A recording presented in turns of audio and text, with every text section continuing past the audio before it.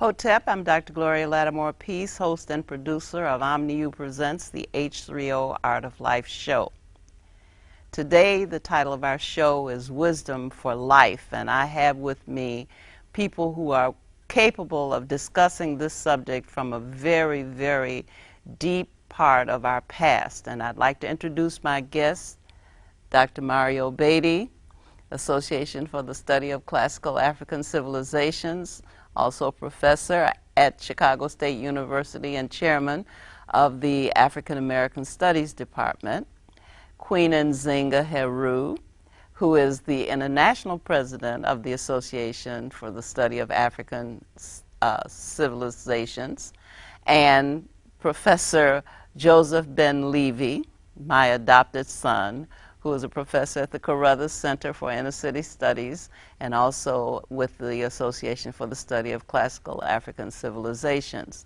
Having said all that, we titled our show Wisdom for Life, but your conference is entitled Wisdom Instructions for Life. And I'd like to get an explanation, clarification of the title that you've chosen for your conference. Yes.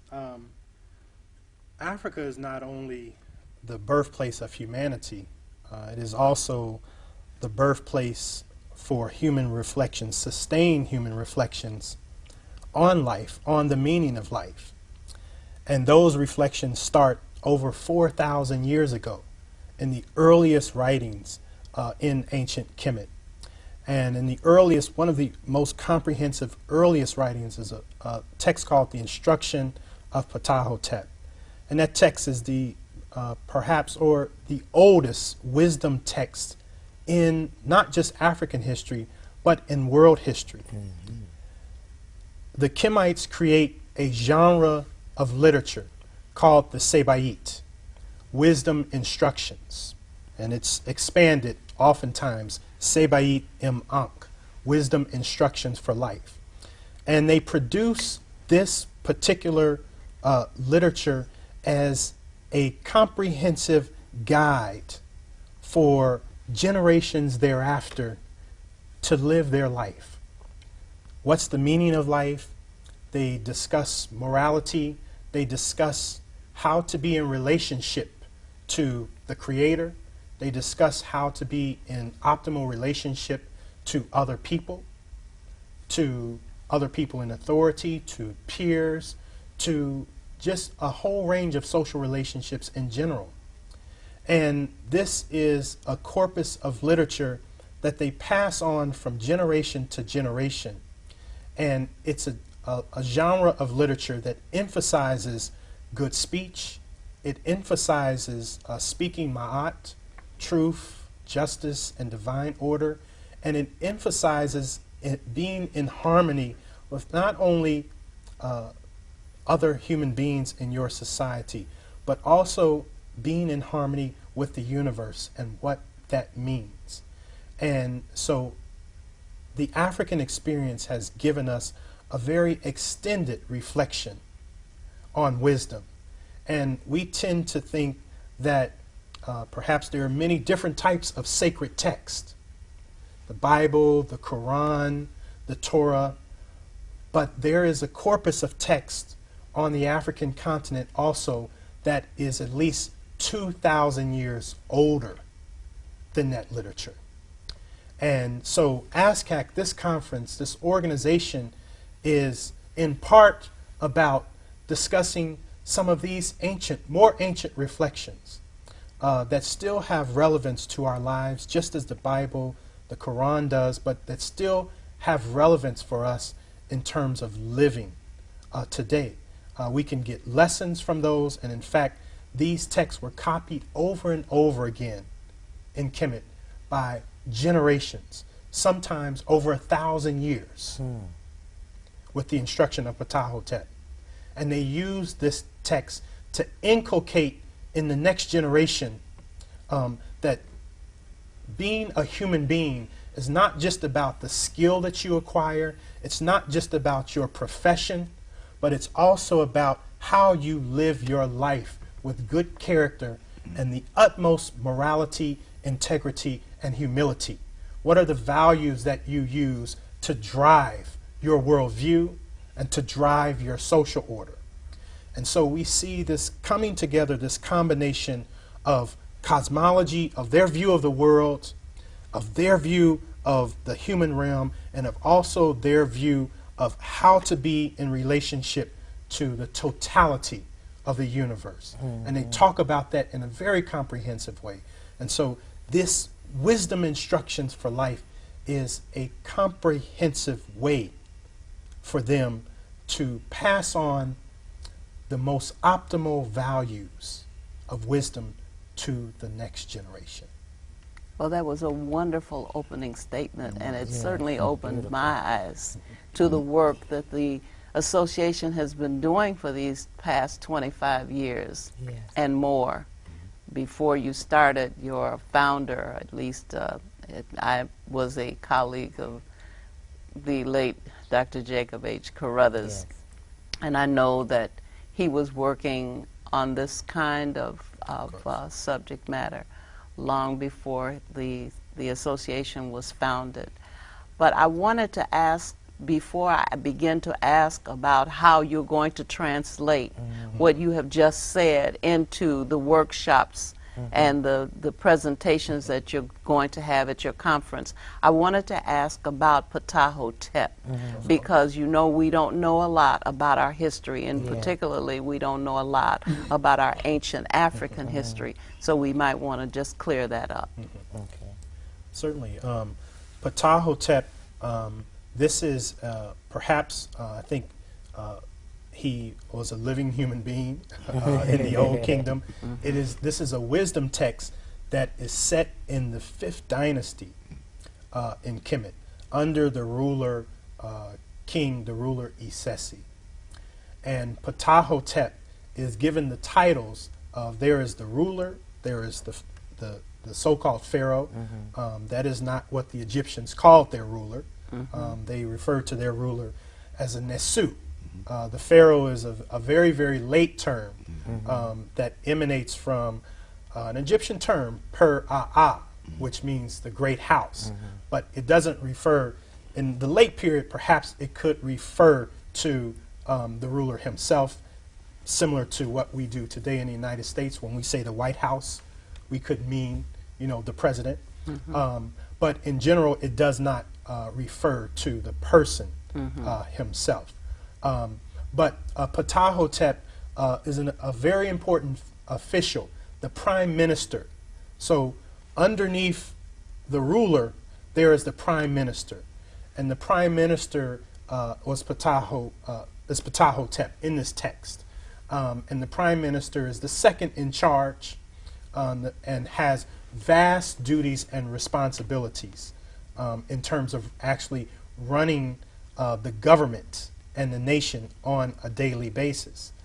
But this is a wisdom text that sometimes there are different types of Sebaites. There are autobiographical Sebaites. That means that there are some Sebaites that you could write to your children and put on your tomb. But there are other Sebaites like Ptahhotep that are framed to be in the interest of the nation. So this type of wisdom text that came in the Old Kingdom, it transcends just your individual life, and it merges into to be really a transpersonal, a transcendent text that applies to everyone in the nation, although it's framed as Ptahhotep passing on wisdom instructions to his son. But the son becomes a metaphor for the whole nation.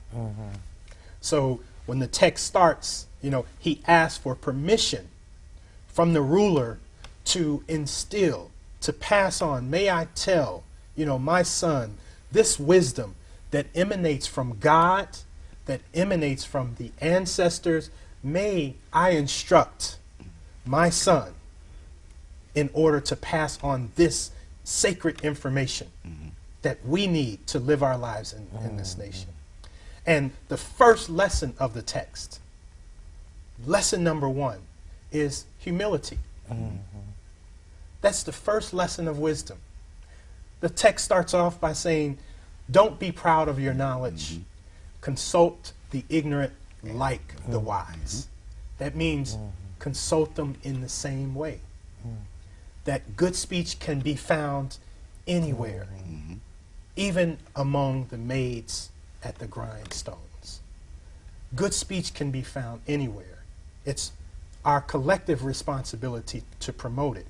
So the first lesson of wisdom from Ptah-hotep was humility. And then you begin to see how that theme just ripples throughout the other maxims. They're called maxims. The Egyptians call them chesu, literally. In the Egyptian language, chesu means knots. That means wisdom is not apparent, immediately apparent. That you have to, with your own personal experience and your own reflections, you have to untie the knot. Just like you untie a proverb in order to get the deeper meaning of that reflection for your life and for your children's life. So you have to, in yourself, to think about how these maxims, we would call them proverbs, how they apply to your life. So it's not just static.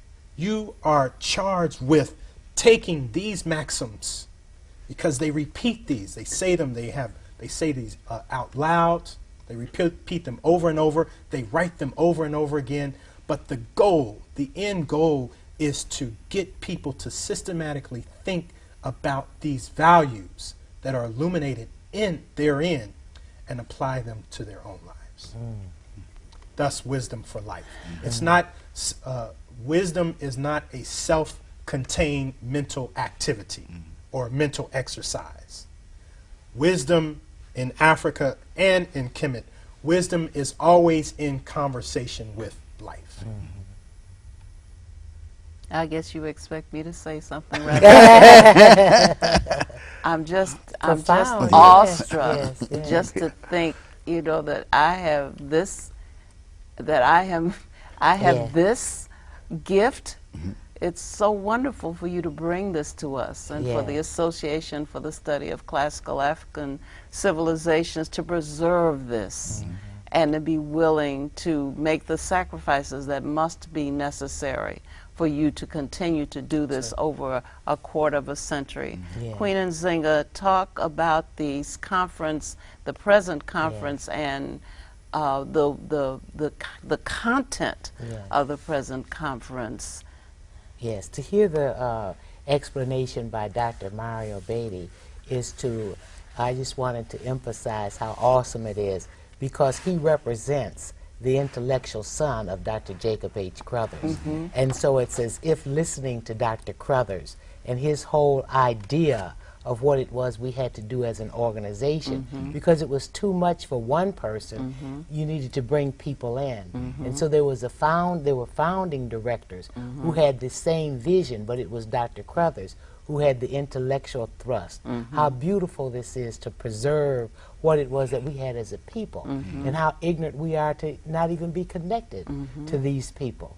Because, you know, it was Dr. Crothers who pointed it out, that it was, we were on two wars, not just the physical war, but the intellectual warfare. And that is what this conference really represents. It represents to us 25 years of service, preserving, reconstructing, you know, taking who we are as a people and raising us up, developing us in good character with good speech. And so it's a reward for us to have the sons and the daughters of Dr. Jacob H. Crothers, our other founding directors, our Dr. Dr. Josef Ben Levi, the late Dr. Asa Hilliard, who was our Ptah-hotep, who taught us good speech, who taught us, be not arrogant with your knowledge. It can be found among women at the grindstone. I mean, it was like, it was the Ptah-hotep book was the first instruction. It was the textbook, and it's what you guide your life by. And so this conference represents the relevance of these directors. The Dr. Leonard Jeffries, who's one of our founding directors, will be there, speaking of yes, we can, but speaking of it from an African perspective, not just some political slogan, but from what we can do as a people, knowing and understanding what our history is, restoring our humanity, that we're not just animals on the street or negated from history. That in fact, if it weren't for, as Dr. Beatty said, if it weren't for African history, there'd be no world history, because African history is world history. And so this conference will culminate a lot of that with lectures such as Dr. Greg Carr, Dr. Valethia Watkins Beatty. There are so many that are coming who are here to explore. Dr. Kobe Kanban. They're here to understand Professor Tony Browder. And what this conference also does and what sustains us is we don't just take history behind us. We take it and use it and make it relevant for today's society. And so we teach our children good speech, good character, how to behave, you know, so that we'll have it to pass on to future generations to come. So there's so much I could say, but I just love to hear Dr. Beatty talk, you know, Professor Levy talk. I mean, that's what keeps me excited, the knowledge, the new knowledge that I get, the development of, you know, my opportunity to learn more about my people, but even moreover to share it with people who don't know. So it quickens my step.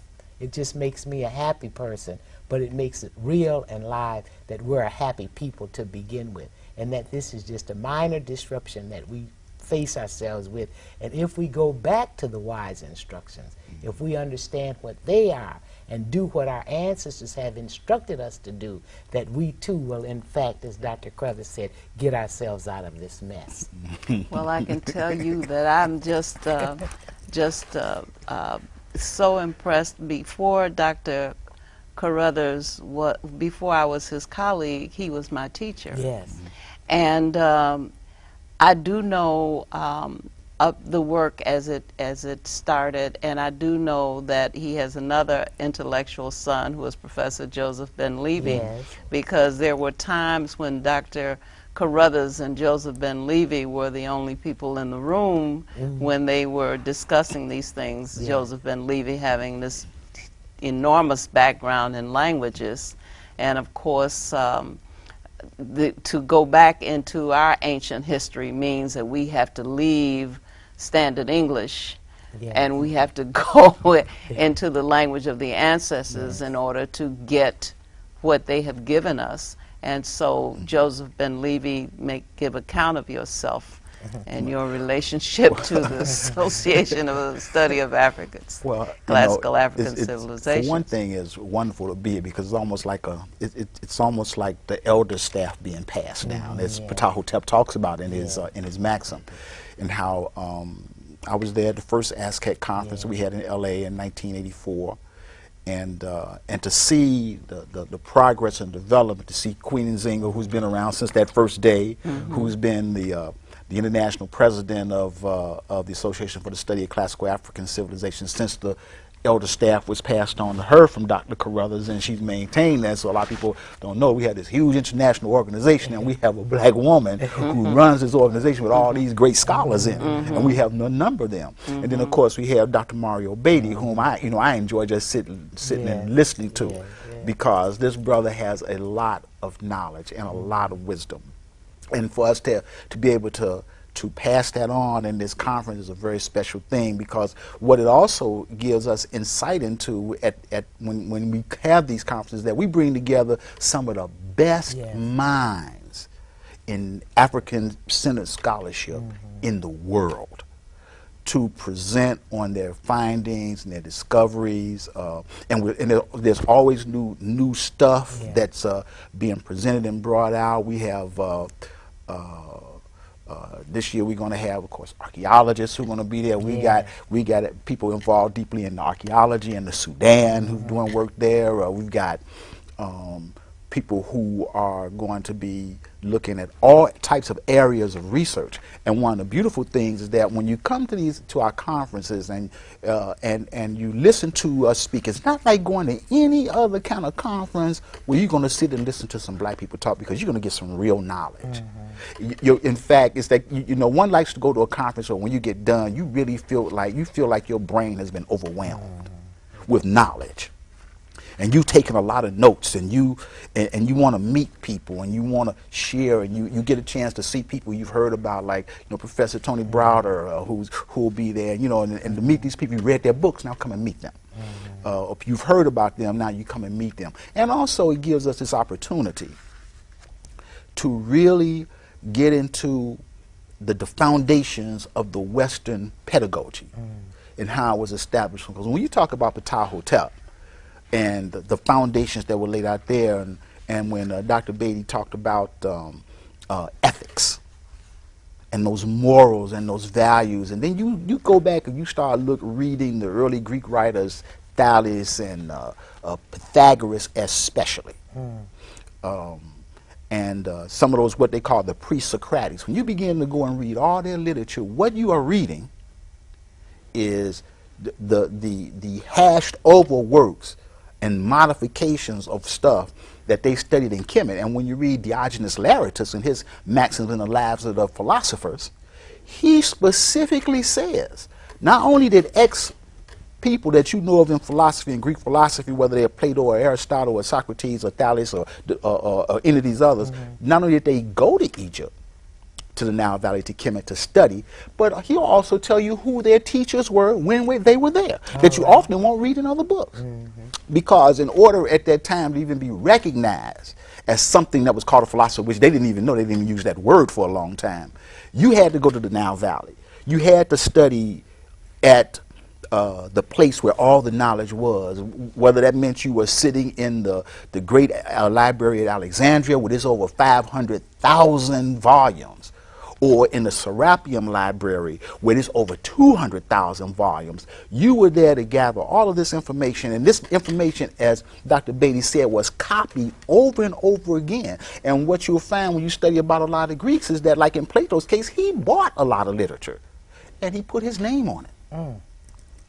Because that's what they used to do. They used to sign the scroll at the bottom. And that way they could take it off to Athens or someplace and claim it. Because all of them, when they took this knowledge back to the Greek mainland, nobody wanted to hear what they were saying. In fact, they were opposed to the things that they were saying. Because as far as they were concerned, these things were foreign to them. But the only foreignness about it was that it was very much Kemetic.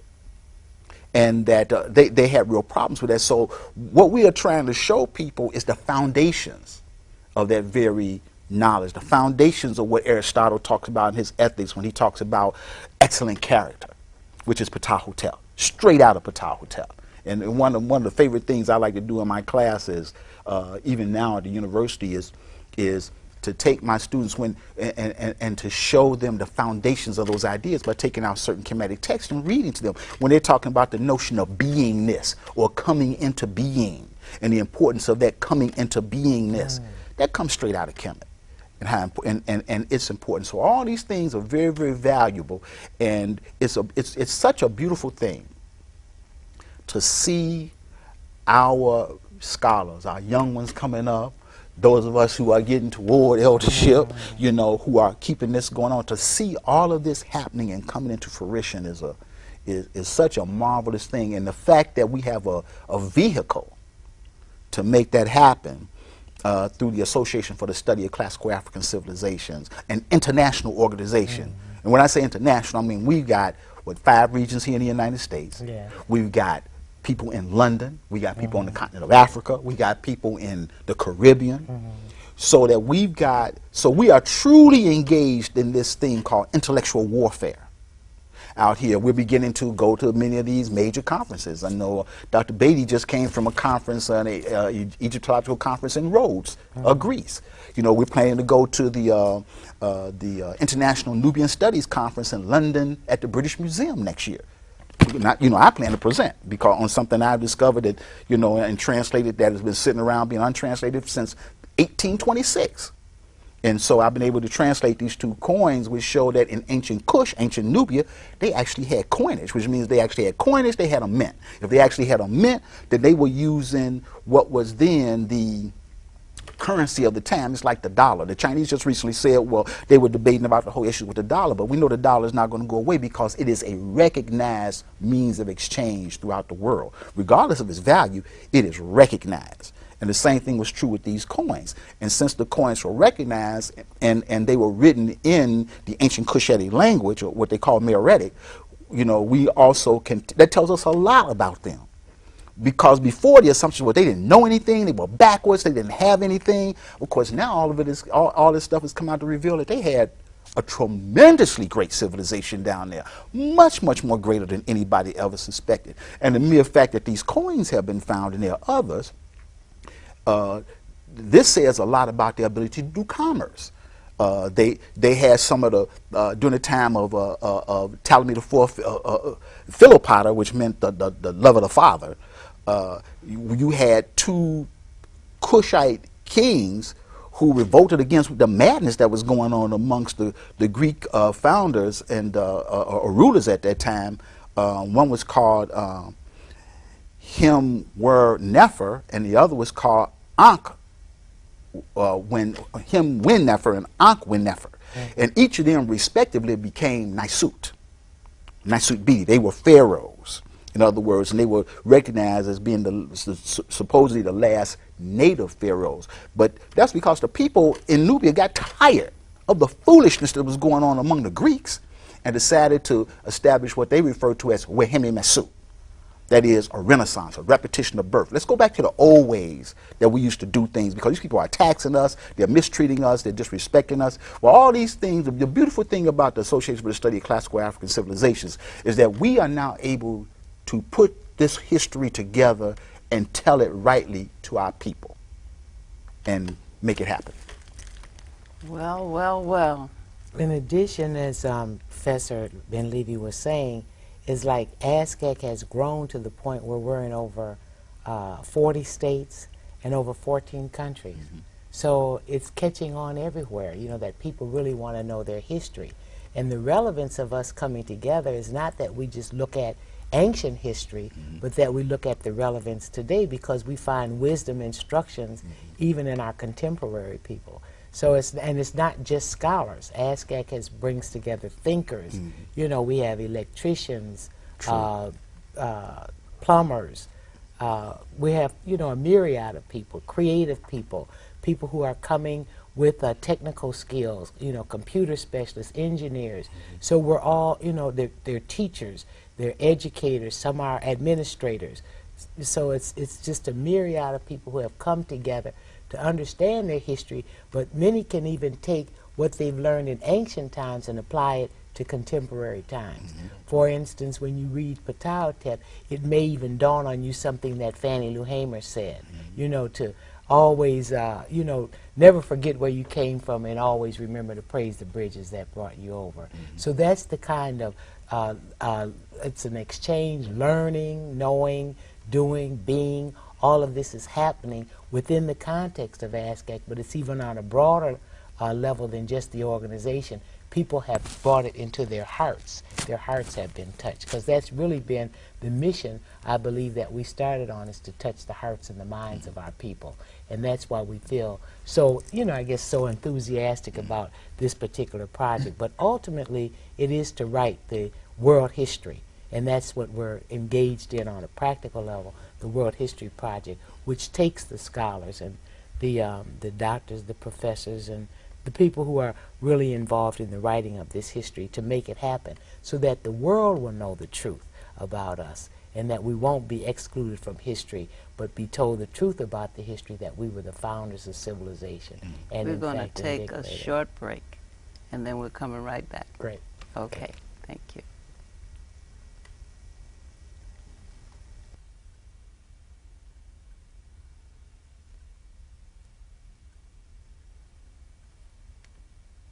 Hotep, we're back and we're proud, but we're trying to be proud with humility, because we've already been told that that is one of the values and the virtues. And even though I'm swelling with pride to know that I'm a descendant of people of such great renown, I will try to bury my light under a bush. Done long enough at least to greet our guest who has joined us. He is Wane Sebamurti Gentry, who is the founder and president of the SIA Foundation. And we're here talking about wisdom for life. And Sebamurti is a teacher, he's an author, and he's written a number of books, one of which is one that I refer to quite often. But you have been listening, I'm hoping, to our conversation, and I'd like you to just join the conversation with whatever comments you wish to make at this time. Okay. Thank you so much for the opportunity. You're welcome. And I have been listening, and I've been enjoying what I've been listening to, and it's right in line with what I'm doing with me and my wife, Donna Kunsa Gentry. We founded an organization with the help of Yolanda Baji Scott called the Seba M. Unk Foundation. And Dr. Betty was mentioning how the Seba M. Unk, in the title of the show, Wisdom for Life, this is exactly what we had in mind when we founded the organization, teaching the way of eternal life, because life is truly eternal. And our living here in this particular lifetime, the purpose is to discover the fact that who we are is eternal, has always been here, will always be here. And much of what I've been hearing is just so profound, because this is what we all need to be learning. We need to be learning about the truth, because so much of what is going on in today's world, people are coming into contact with much of what is false, because the teachings as they existed in Kemet, in ancient Egypt, they have been distorted, they have been falsified, and so people are not really coming in contact with authentic teachings. And all the brilliant scholars that are coming in to speak at the ASCAP conference, they've done so many years of research and study, and they're able to present to us evidence that's irrefutable. You can't argue with it, because the evidence is still existent as remnants there. People who have witnessed this. And if I may, I'd just like to say that the importance of it all is that whenever you're in quest of knowledge and truth, an important word that comes to mind that we spoke of often before is epistemology. What do you know and how do you know it? And there are only three forms of a quest for knowledge that's really acceptable. The first one is direct perception, the knowledge that you receive by being a direct witness of events, of people, places, or situations, circumstances. You have firsthand primary knowledge. And the second one is through inference, whereas you have evidence of an event. And there's certain things like concomitant phenomena, whereas when something happened, something else is bound to arise afterwards or with it, like smoke and fire. So as you see the evidence, you know that this event happened. That's through inference. And the third one is valid testimony, whereas someone who was a witness shares the knowledge of what they perceive firsthand. And these are only three forms of knowledge that's acceptable. And what you have in Kemet, you have remnants of firsthand knowledge. You don't have passed down secondhand knowledge, speculative knowledge of people trying to figure out, did they know, or is this the truth, is it appropriate? You have firsthand. And so this is why it's so important to return to Kemet for authentic knowledge, because you're not trying to figure out whether or not these people knew what they were talking about. It's right there. The cosmic design of all of the truth as it expressed itself in their living, in Ma'at, all of that is right there.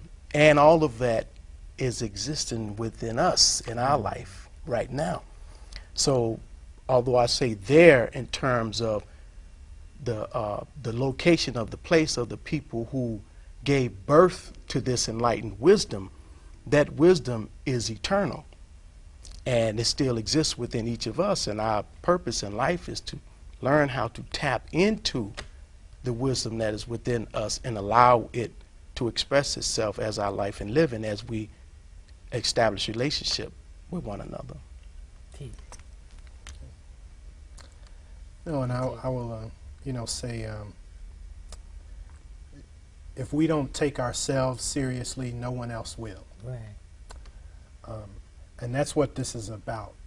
This is about taking ourselves, our history, our culture, our heritage, our values seriously and engaging with them on a very deep philosophical reflexive level, you know, and that is what ASCAC is about. You know, one of the scholars, Jacob Carruthers, is certainly one of the greatest influences, but also one of his inspirations was Sheikh Anta Diop.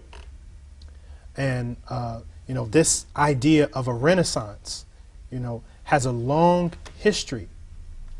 And when we talk about a renaissance or a rebirth of our humanity, what Sheikh Anta Diop wanted is what ASCAC wants, is for our knowledge, our wisdom to be the foundation of our humanities. Yes. And Sheikh Anta Diop would always say, we want Kemet and African civilizations to be the foundation of our humanities, just like Western civilizations use ancient Greece as the foundation of their humanities. What does that mean technically? That means that we engage with our history, our culture, our heritage as we teach, in regardless of the area that we're in, you know. And what we need to do is to have a higher level conversation. You know, I'm the chair of African American Studies at Chicago State University, and there are many things I could say. You know, I get a lot of this from students, from even people in the community that would say things like, well, you know, Black History Month is the shortest month of the year, and it's the only time that we get to talk about ourselves, and Black History Month should be 365 days a year. We should, well, the originator of what came to be the month, Carter G. Woodson, believed that. Yes. So we don't even know what his position was when we're saying this.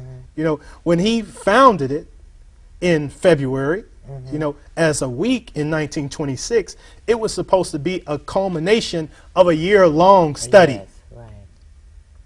Of so he saw it as 365 days.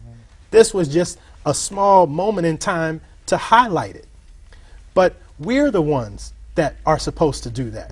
You know, we're the ones that are supposed to take this information and to use it not just during Black History Month, but to use it every day, not just of a year, but every day of our lives. This information is this critical, and I think that a renaissance, implied in a renaissance or a rebirth, is a crisis. That means that you're trying to overcome something. The ancient Egyptians were no different. It's not a civilization without problems. Right. It's not a civilization without conflicts. It's not a civilization without tensions between groups, between people of different social status. It's not like that. But it is a civilization that attempted to take the best of itself to solve human problems, to reflect on life. And so their spirituality is not esoteric. Their spirituality built a civilization. It built pyramids, it built monuments, it built temples. You don't build a pyramid without a very sophisticated educational system. Yes. Although you may not have the specific mathematical texts that have not come down to us yet to show us how they did it, but you can infer that their educational system was on a very high level. And of course, that's why you have many people, the Greeks included, coming to drink from the fountain of wisdom. So this ancient Egypt is a very beautiful civilization. It's a civilization that captures not only our historical imagination, but it captures the historical imagination of many people of the world. In fact, I think it is probably alone in this respect.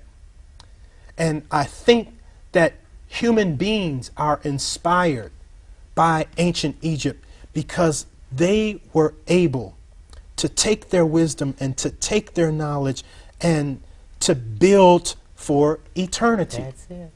You don't have a civilization to exist over 3,000 years without the long view of your values, of your humanity. And even as Greeks came into the Nile Valley to learn, and of course Plato would say this, is that Plato would say the difference between ancient Egyptian education and Greek education is that ancient Egyptian education seems to create a whole human being. Not just information, not just technology. It means nothing. Your skills, your profession means nothing if you don't have the maturity to use your God-given gifts to build a better humanity. If you can destroy humanity if you don't have the moral underpinning to guide your life and your existence in a way that can not only uplift yourself, but to uplift everyone in your society. That is what ancient Egyptian civilization is about at its best. The marriage between high sophistication and knowledge and very deep penetrating moral values that ripple through the fabric of everything that they do. And I can see this old adage that we have here, that you go to school so you can get a good education, so you can get a good job and live a good life for yourself. And here you are emphasizing building for eternity, And that you building for need, each as other. you say, the long view, Yes. and not just think of yourself as having been successful if you have been able to go to school and get a good job and live a good life, and you have no thought as to what the generations who follow will have as their legacy, what legacy you are leaving, or what they will inherit as a result of your having been on the planet. Yeah. Of course. Dr. Carruthers once wrote an article published in Black Books Bulletin called "Writing for Eternity," Yes. because he put a lot of emphasis on eternity. And when we think about the country that we're in is less than 1,000 years old. Right. This civilization is in crisis. Right. And we, because we are here, are in crisis with it. We have a great need to understand conflict resolution, because we are made to think that we are in conflict with each other in our communities, and that is the reason why we experience so much violence. What does the wisdom literature say about conflict resolution? Oh, it says a great deal. Ptahhotep can be taken as a text, example, you know, and even as we talk about youth violence, it is about how we relate to each other. So even as adults, if we're not able to resolve conflicts amicably, if we're not able to resolve conflicts in a different way as a nation, we are sending that message to our youth. Yeah. So our youth pick up on the spirit of us as adults and the spirit of the nation also. But Ptahhotep as a text, immediately after it lays out how you're supposed to engage with knowledge and wisdom, immediately after that there are 3 maxims that deal with conflict. Yes. And the solution to each form of conflict is the same. And the solution is, the term that they use is gur. That means to have self-restraint. That the optimal resolution to any conflict can be hashed out, can be talked out, and you can, and of course they had many means to do that. Elders' councils, they had different types of councils for conflict resolution. But the optimal conflict resolution was never in any case violence. As Dr. Carruthers would say, be cool. Exactly. Be cool. He would always remind us to be cool. In Ptahhotep, it teaches if you meet a person who's stronger than you and you're weak, and that person lashes out at you, don't lash back. sit back, let the person lash out. People will see they're ignorant, you know, but you're to just be cool. And Jake would say that so many times. I'm calling him Jake, but Dr. Crothers would say that so many times because he understood what it took, what it's going to take, you know, for us as a people to understand these instructions, not just to read them, not just to quote them, not just to walk around as bibliophiles, but to internalize it in ourselves so that we would understand what it means to build a great nation. And like his belief in that we could do it again. A lot of times this society says we can't do it. You know, that, well, first they say we never did it. But, you know, aside from that you never did it, the whole fact is that we did do it. But now it's for us to believe that we can do it again. That's what this whole repetition of the birth is about. Because I'm sure that the ancients found themselves in an unforgiving way or found themselves down and what are we going to do? Well, they didn't mope and cry. They went back to the instructions, to the wisdom. And they said, well, let us follow it the way our ancients taught us. And each time they did, they rose up into another. So when you're looking at 3,000 years, I mean, during the interruption, but 3,000 years, at each time they were able to raise themselves back up because they would go back to the initial instructions, and that was about society.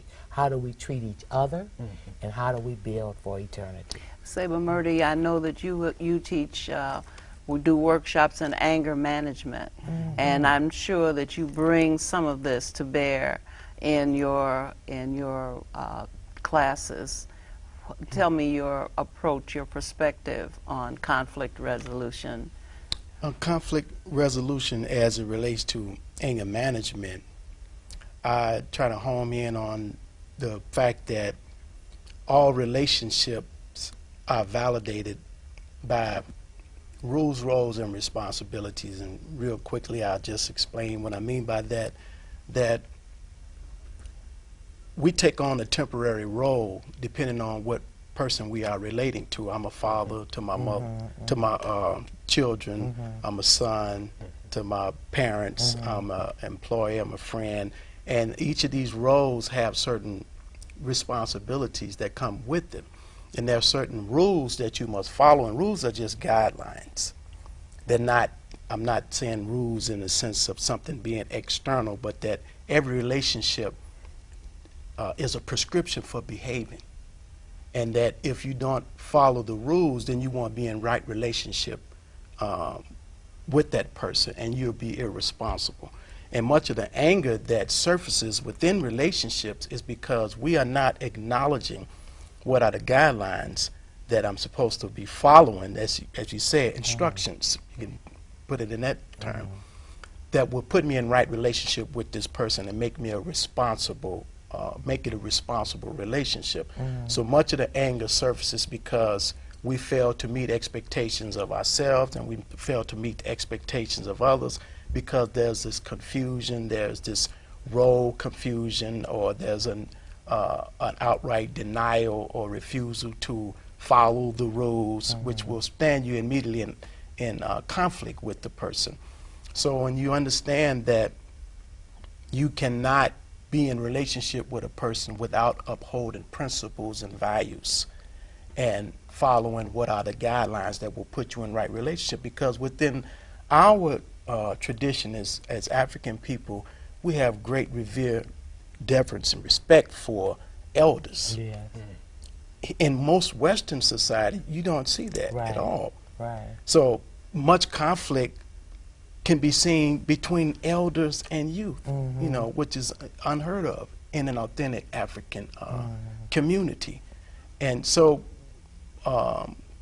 conflict can be resolved if you understand what are the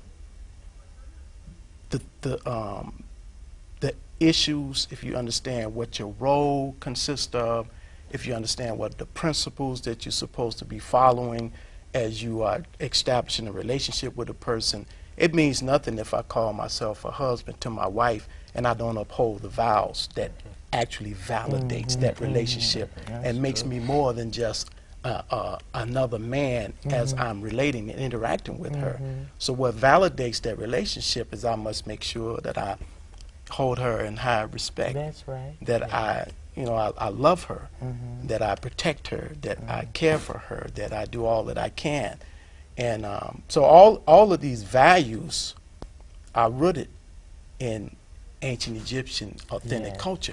And much of the conflict that we are suffering from arises when we enter into this individuality type of mindset that is systemic and endemic of Western society. It's not akin to African tradition because we're communitarian. Even our definition of self is I am because you are, because you are, therefore I am. So you enter into conflict immediately when you put yourself in the individuated position and stand yourself in opposition to a person. Just assuming the individuated identity is going to stand you in opposition to a person. And it moves you further away from art. It moves you further away from recognizing that you really beholding yourself when you are engaging with another person.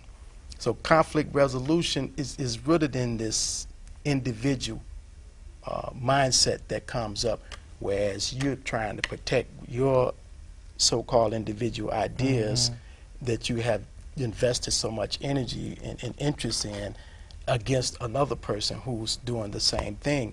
When you resolve all that through negotiation or through actually recognizing that what you're doing is you're acting on the peripheral of your actual humanity, you resolve all that by realizing that what's most important is that we be in right relationship with one another, that I care for you, that I do as much as I can to serve you.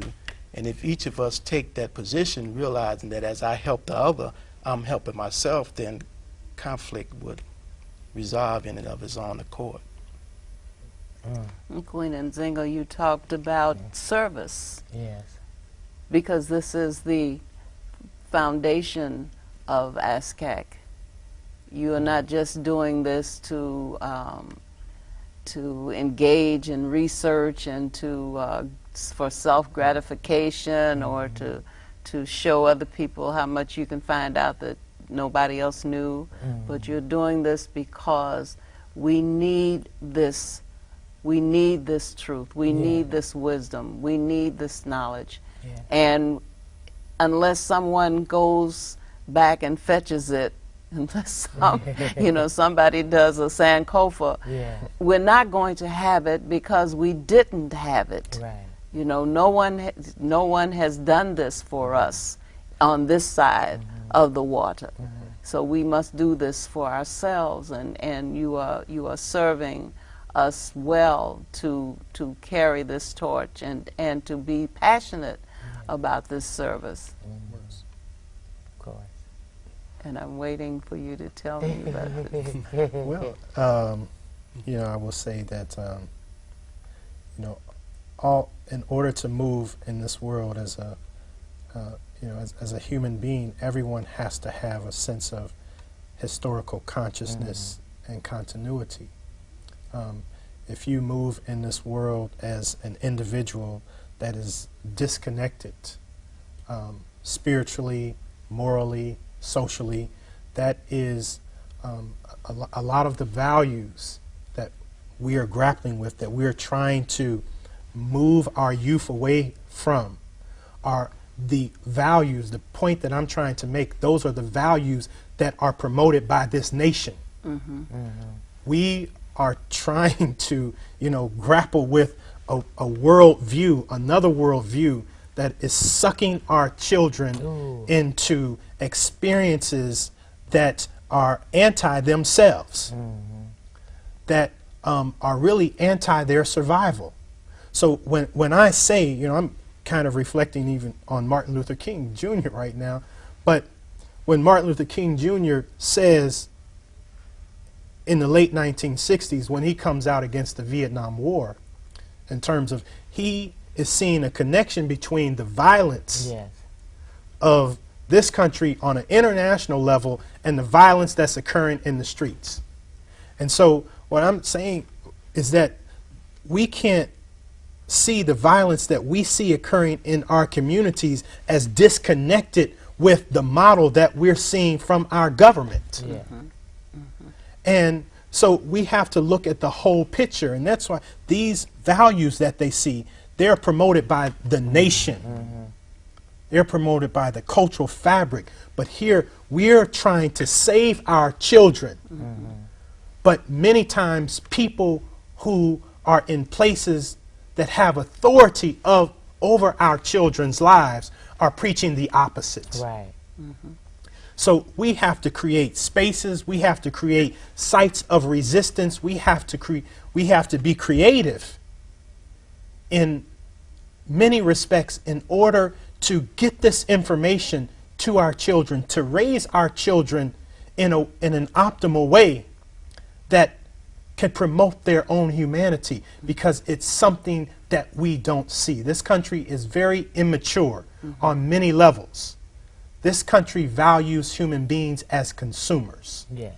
And as commodities. And as commodities. We were the commodities. And we have to, and what we're trying to do is to get our children to see, to get our young people to see that you're not a commodity. Right. You are a human being that has been placed on this earth by the Creator with a particular spiritual purpose and mission, to fulfill that not just for yourself, but in conversation with everyone around you, with the totality of who you are as an individual, but also with the totality of your community. That is wisdom for life. That is using your life not in service to yourself, but in service to your community and in service to your nation. Yeah. Queen Nzinga. Yes. And in an extension to what Professor Dr. Beatty has said, and I really like what this brother is saying too, because again, we're internalizing this, and you can't teach what you don't know, and that's what parents come to us about. They want to know, what can we teach our children? That they have gone and followed somebody else's path. They want to know their Africanness too. And to be African is to really be human.